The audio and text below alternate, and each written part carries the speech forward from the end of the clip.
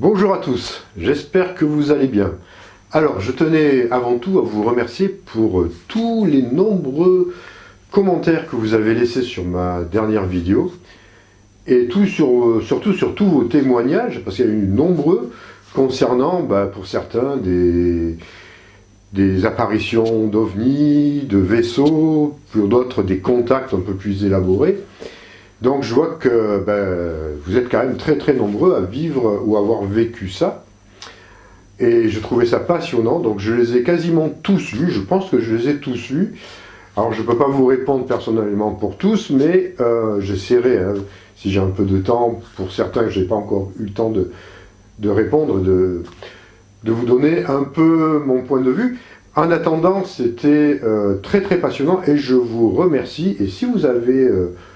voilà, des témoignages à faire, que ce soit pour des sorties hors du corps ou pour tout autre domaine, n'hésitez pas à les laisser dans les commentaires de mes vidéos.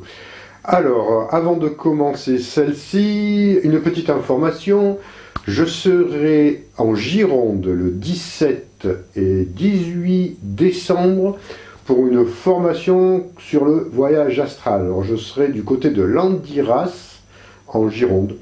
Donc vous avez toutes les informations dans la description et sur mon site internet pour ceux qui seraient intéressés de suivre la formation en voyage astral. Voilà. Alors pour aujourd'hui, je vais vous parler de certaines révélations que j'ai pu recevoir à travers une séance d'hypnose que j'ai effectuée sur une personne qui est venue me voir et que je connais, bien évidemment, que je connais depuis un moment, et qui a des bonnes capacités. Donc, on a fait une séance d'hypnose régressive, et puis je l'ai aussi projetée en Égypte antique, pour voir un peu ce qu'il y avait. Alors, évidemment, c'est à prendre toujours au conditionnel, vous prenez, vous acceptez pas, vous gardez votre esprit de discernement par rapport à tout ça, et vous en tirez ce qui vous semble le plus intéressant.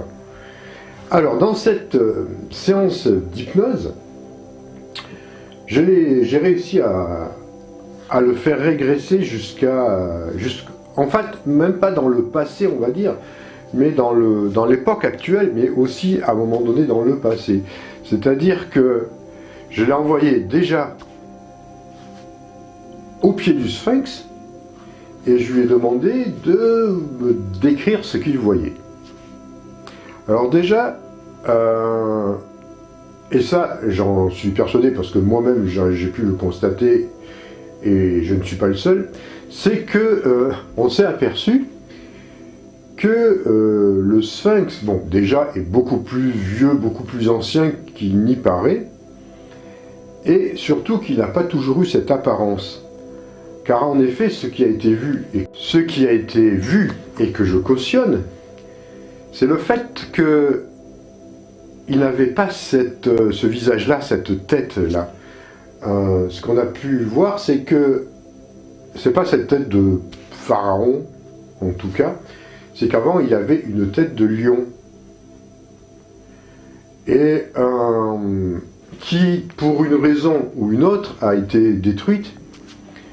On ne sait pas quand, parce qu'on n'a pas investigué quand même trop dans les détails, mais qui à un certain moment donné a dû être détruite et a été, avec le temps, pas reconstruite, mais une tête de pharaon a été reposée sur le corps du Sphinx. Et d'ailleurs, si vous regardez bien, il est disproportionné. Ça colle pas avec le reste du corps, cette tête du pharaon. Donc déjà, c'était la première constatation qu'il y aurait eu, en tout cas sous hypnose, et ça je peux Je le confirme, j'ai des visions que j'ai pu voir aussi en sortir du corps, qui me confirment qu'il avait vraiment une tête de lion à l'époque.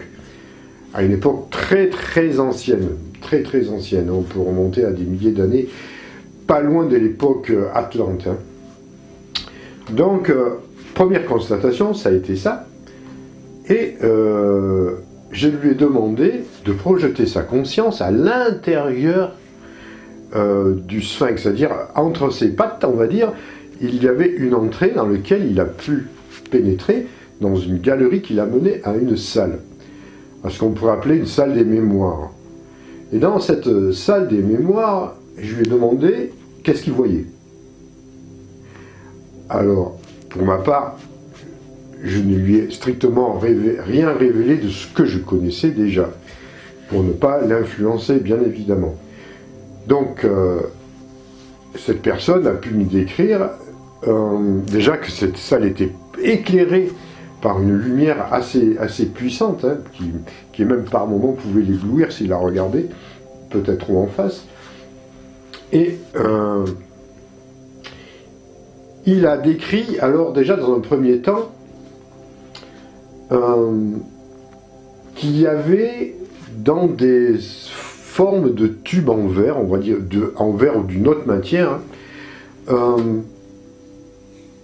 il y avait tout un tas d'informations, un peu comme une forme de disque dur, on va dire, ou de clé USB, mais d'une époque qui monte à des milliers d'années. Il y avait tout un tas d'informations datant de l'époque Atlante, où dedans, probablement,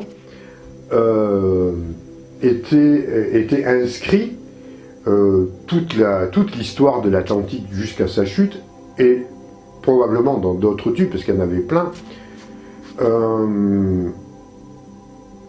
leur technologie, tout ce qui pourrait nous apporter, je pense, qui nous apporteront au jour des connaissances beaucoup plus hautes que ce que nous connaissons, qui pourront nous permettre, très probablement d'ailleurs, à développer une technologie belle et beaucoup plus propre, on va dire, que ce que l'on connaît maintenant, quand on passera en 5e dimension. Alors, là, personnellement, je sais ce qui réside dedans. Bon, lui ne savait pas. Il voyait simplement, en tout cas, ces tubes qui ne peuvent être ouverts n'importe comment. Parce que dans ces espèces de tubes où il y a tous ces contenus, toutes ces informations, il faut un protocole, on va dire, subtil et aimant, on va dire, hein, aimant en tant que pas un aimant, hein, aimant avec des qualités de cœur, pour pouvoir les ouvrir, parce que sinon c'est détruit. Car bien évidemment, il ne faut pas que ce soit non plus toutes ces informations soient découvertes et utilisées à des fins négatives. Ça veut dire que si on n'a pas la conscience et l'état d'être et l'état d'amour, on va dire, hein, quelque part, pour ouvrir ça, ils s'autodétruisent. Hein. Donc, c'est bien protégé. C'est extrêmement bien protégé.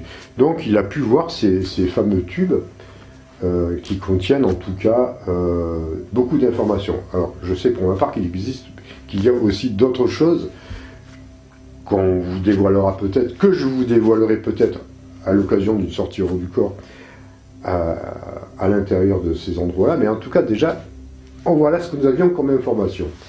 Et je lui ai demandé évidemment de continuer son exploration dans cette salle. Alors c'est une salle, de celle qu'il m'a décrit en tout cas, faisait à peu près une dizaine de mètres de haut, c'est une grande salle hein, quand même, et peut-être autant de large. Et à sa grande surprise, il a découvert, et nous avons découvert ensemble, que dans cette salle avait été déposée l'Arche d'Alliance. Ni plus, ni moins. Beaucoup de personnes se demandent où il peut être. Alors, chacun y va d'une théorie à une autre. En attendant, nous, on a constaté cela, c'est que l'Arche d'Alliance avait été déposée à cet endroit. Et je lui ai demandé, bien évidemment, de me dire ce qu'il ressentait, de me décrire ce qu'il voyait, et qu'est-ce que c'était que cette Arche d'Alliance, quelle fonction a-t-il ou avait déjà dans quel but il avait déjà été utilisé. Alors, dans sa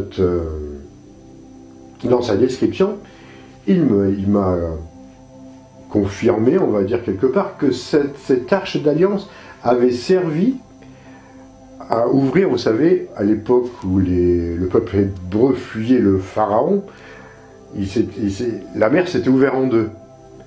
Eh bien, en fait, si cette mer s'est réellement ouverte en deux, c'est grâce à l'Arche d'Alliance.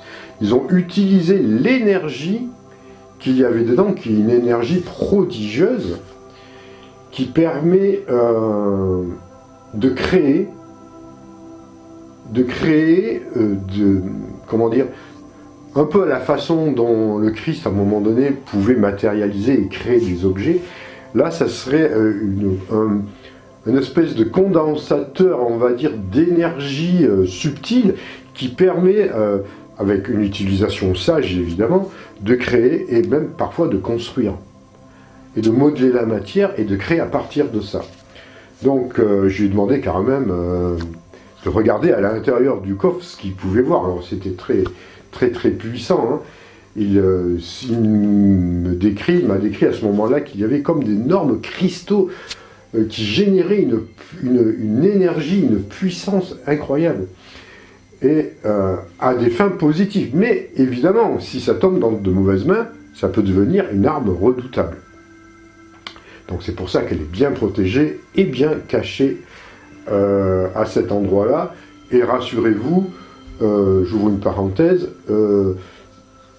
cette salle se situe sur un autre plan dimensionnel. Hein.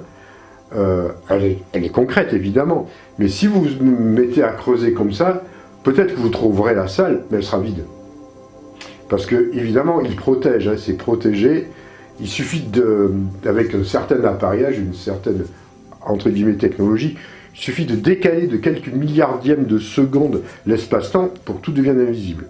Donc, elle ne tombera jamais dans les mains d'êtres noirs, d'êtres négatifs, elle ne tombera jamais dans les mains des forces de l'ombre. Et ça, c'est valable pour toutes les salles de mémoire qui sont cachées et disséminées un peu partout sur Terre. Il y en a au Tibet, il y en a sur d'autres pyramides, il y en a dans des... Voilà, il y en a un peu partout.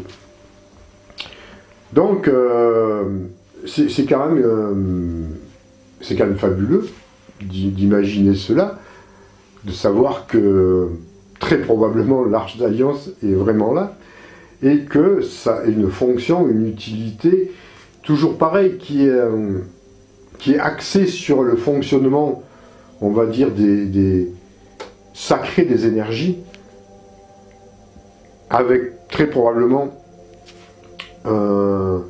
des protocoles sacrés à respecter pour être capable d'utiliser à bon escient. Sinon, si on fait n'importe quoi, entre guillemets, on peut se retrouver comme dans les aventuriers de l'Arche perdue quand ils veulent l'ouvrir, quand les nazis l'ont pris et ont voulu l'ouvrir. Je pense qu'il y a quelque chose dans ce style-là qui pourrait leur arriver. Même si c'était qu'un film, je pense qu'il y a... De toute façon, ça a été dit, c'est dit dans les écrits que, surtout, voilà, on ne s'amuse pas avec cet engin-là. Je pense qu'il a aussi d'autres fonctions que l'on n'a pas totalement pu découvrir ou investiguer à ce moment-là, parce que, voilà, chaque chose en son temps. Mais en attendant, sachez que ça recèle une énergie, je pense, une énergie de cristaux, hein, voilà, qui sont très probablement issus de l'Atlantide, qui ont été déposés dans ce coffre, qui aurait quand même l'apparence de ceux, à quelques détails près évidemment, l'apparence de ceux qu'on nous décrit actuellement. Donc voilà. Après, je lui ai demandé de quitter cet endroit et d'aller explorer un peu la pyramide, parce que vu qu'elle est à côté, la fameuse pyramide de Khéops. Alors à ce moment-là, il a été décrit, il m'a décrit qu'il existait déjà un tunnel hein, qui relierait la pyramide de Khéops, mais qui n'a pas été découvert encore, un profond tunnel, et qui relierait avec une entrée extérieure évidemment à la pyramide, qui relierait une salle qui serait en dessous la pyramide elle-même, qui aurait été construite en même temps que la pyramide, mais qui serait bien en dessous. Et cette salle, d'après ce qu'il a pu voir, alors il n'y a pas forcément d'artefacts particuliers, il y en a eu probablement, mais ils ont disparu depuis le temps. Peut-être qu'ils ont été enlevés volontairement, on ne sait pas. Mais cette salle avait pour fonction, et a toujours, je pense, pour fonction, d'accroître les capacités d'expansion de conscience d'un être. C'est un peu comme si on pouvait se projeter sur différents plans, sur différentes dimensions, quand on réside dans cet endroit-là, dans cette pièce-là, qui est particulière, qui n'a pas officiellement encore été découverte, hein, et qui peuvent vous projeter sur d'autres plans, d'autres dimensions, très probablement en suivant aussi un des protocoles sacrés bien particuliers. Et j'insiste sur la notion de sacré à ce moment-là, car on ne fait pas tout et n'importe quoi et n'importe comment. Donc dans cette salle, qui a été une salle initiatique comme l'ensemble de la pyramide, entre autres des différentes salles. Donc celle-là, voilà, on a pu l'explorer. Effectivement, je corrobore, hein, je cautionne évidemment tout ce qu'il a vu. Et peut-être qu'on ira plus loin dans les prochaines fois, comme je vous le dis, je peux en sortir du corps, si on m'autorise, à aller dans ces endroits-là, parce qu'il ne faut pas rêver, c'est garder, hein, malgré tout. Donc ils nous permettent de voir ce que ils jugent souhaitable, ou en tout cas ce qu'ils jugent bon, en tout cas de nous transmettre. Il peut y avoir d'autres choses aussi. On ne voit pas tout du premier coup. Donc en fait cette salle, voilà, qui est bien en dessous, hein, sous la pyramide, avait entre autres cette fonction d'expansion de conscience sur d'autres plans au cours de rituels et de passages initiatiques particuliers. La chambre, donc, après la fameuse chambre, qu'on appelle la chambre du roi, où il y a encore cette espèce de sarcophage, avait et a toujours, hein, des fonctions régénératrices, entre autres, et qui peuvent servir à plusieurs plans. Alors lui, ce qu'il a vu, c'est que ça pouvait régénérer des corps.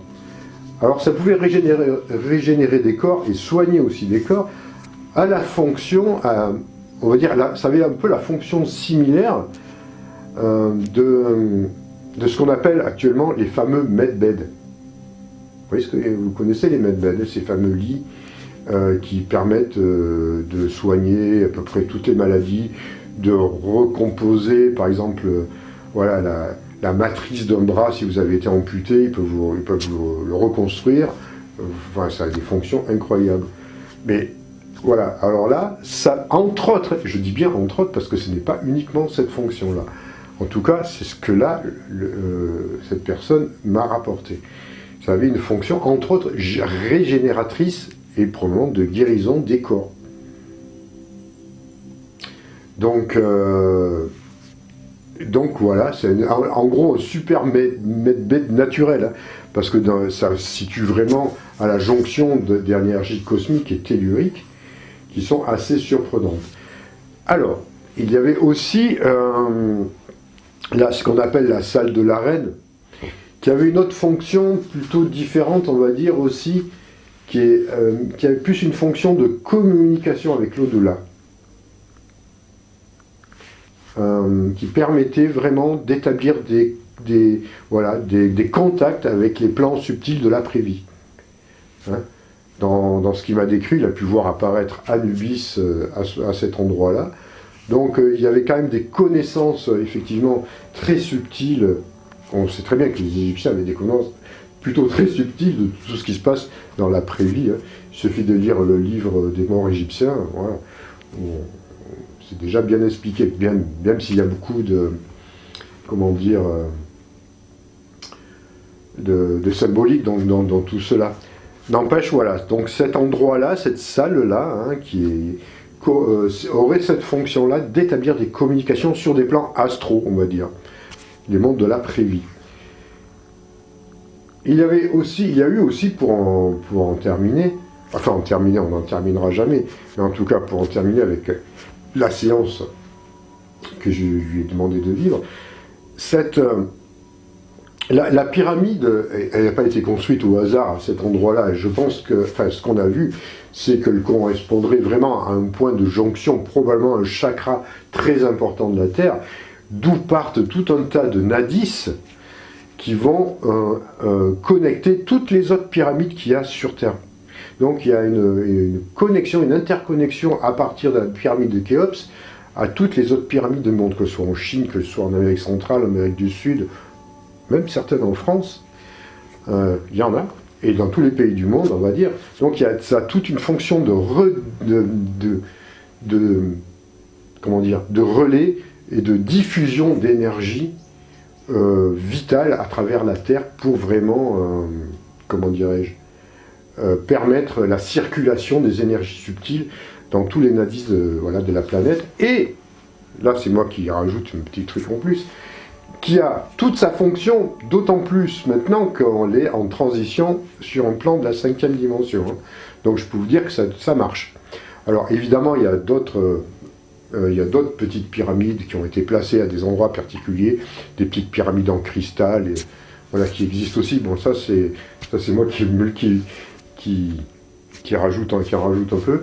Mais c'est vrai aussi, donc juste pour vous montrer que voilà, il y a toute une connexion qui part de ces énergies, de la puissante énergie pyramidale de Khéops, hein, et qui est construite très probablement sur un indice très très important de la planète pour pouvoir dynamiser tout cela, et c'est pas pour rien, évidemment. Je pense que ça a même une fonction de maintenir un peu la cohésion de la structure subtile de la planète. Hein. Donc ça a vraiment une importance, et ça fonctionne toujours, rassurez-vous. Même, c'est pas parce que la pyramide de Khéops, elle a perdu un peu, voilà, comment dire, elle a perdu quelques aspects de sa splendeur, où avant elle était vraiment revêtue d'une couche, alors je me rappelle plus si c'est du marbre ou de je sais plus quelle matière, qui faisait qu'elle était beaucoup plus resplendissante que ça, mais elle fonctionne toujours, rassurez-vous, et toutes les autres authentiques en tout cas fonctionnent, parce qu'il y en a eu d'autres qui ont été construites bien après, mais qui n'avaient absolument pas du tout la même utilité, hein, et certaines se sont écroulées, n'ont pas tenu, enfin ce sont des copies, et le savoir s'était perdu, d'autant plus que ces pyramides-là, comme vous le savez, ont été bien construites avec l'aide des galactiques, et bien évidemment. Voilà, c'est ce qu'on a vu en tout cas à cet endroit-là. Alors ce n'est pas représentatif de tout, je sais qu'il y aura sûrement des commentaires, d'autres personnes vont dire oui, il y a d'autres personnes qui ont vu ça, qui ont vu ça, qui ont vu ça. Fort probablement, hein. Je ne sais pas, en tout cas. Évidemment, ça ne représente qu'une petite partie, parce que j'ai fait cette séance d'hypnose à la fin d'autres séances de régression dans le temps concernant la personne. Donc c'était juste un petit clin d'œil à la fin de plus d'1h30 d'hypnose. Hein. C'était un petit clin d'œil. Je n'ai pas cherché vraiment à faire une séance complète là-dessus, mais qui pourra être faite aussi à un moment donné. Donc à ce passage-là, ce sujet-là, si vous êtes intéressé de faire des séances d'hypnose régressive, alors je dis bien à présentiel, c'est-à-dire en ma présence physique, n'hésitez pas à me contacter pour prendre rendez-vous, il y a tout sur mon site internet, et je mets tout dans la description. Voilà, et c'est toujours en présentiel, parce que je ne fais pas ça à distance, je refuse de faire ça en visio interposé. Hein. Donc pour moi, il faut être... j'ai un cadre auquel je tiens, être là physiquement. Voilà. Donc j'espère que cette vidéo vous aura intéressé. Est-ce que vous aura peut-être apporté ou pas, peut-être voilà, des indications. En tout cas voilà, c'était une expérience que nous avons fait, que je cautionne en tout cas, et qui correspond à ce que moi je peux voir aussi en sortie hors du corps. Je peux en voir un peu plus aussi, parce que voilà, Mais chaque chose en son temps, je vous révélerai peut-être la suite dans d'autres vidéos, faites par mes sorties hors du corps, au pied du Sphinx, dans les pyramides, et peut-être dans d'autres pyramides, et peut-être dans d'autres endroits, car j'ai bien l'intention aussi d'aller voir ce qui se passe un peu du côté de la Roumanie, au fameux, Buzeki, un truc comme ça. Je déforme un peu les noms, hein, excusez-moi. Voilà, donc je vais partir un peu en exploration astrale, ça faisait un petit moment, là, pour aller voir un peu ce qui se passe aussi dans ces endroits-là, parce que du coup, ça m'a vraiment donné envie d'en savoir un peu plus aussi. Voilà, ça faisait longtemps, je sais pas, voyager un peu dans ces endroits. Et je pense que c'est le moment un peu de faire des révélations dans ce sens-là. Allez, si ça vous a plu, n'oubliez pas de mettre plein de pouces bleus. Et si vous n'êtes pas encore abonné, abonnez-vous et appuyez sur la cloche des notifications. Allez, prenez soin de vous et à très bientôt.